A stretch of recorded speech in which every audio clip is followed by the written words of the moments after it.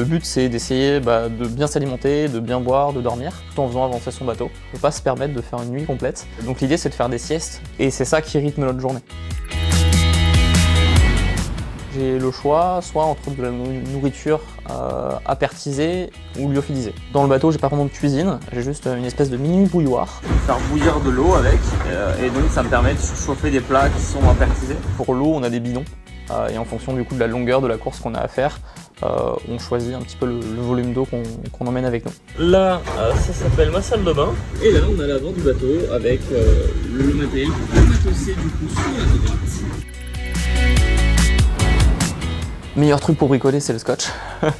Mais en effet, j'ai quand même une trousse à outils, une perceuse, une disqueuse, j'ai de la fibre au cas où il y a un trou dans la coque, parce que en fait, on doit pouvoir parer à toute éventualité. Ce que j'adore, c'est l'interaction avec la nature.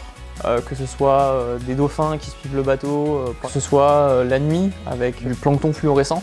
En fait, quand le bateau passe par-dessus, on a l'impression que ça s'allume. Quand on est en plein milieu d'un orage, là il n'y a pas moyen de juste se mettre à l'intérieur et d'attendre que ça passe. C'est un peu émerveillant mais en même temps un peu effrayant. Qu'il y ait un accident grave, parce que c'est un risque qui est inhérent à l'activité de la voile, qu'on soit seul ou pas d'ailleurs. C'est juste que quand on est seul, typiquement si on tombe du bateau, il n'y a personne qui pourra faire demi-tour pour venir nous chercher. La règle numéro 1 du bon navigateur en solitaire, s'accrocher tout le temps, en permanence. L'isolement justement, ça fait une coupure assez incroyable avec mon métier chez Bi. En course, j'ai pas le droit à mon téléphone et je suis vraiment tout seul, donc parfois on se dit que ça fait du bien.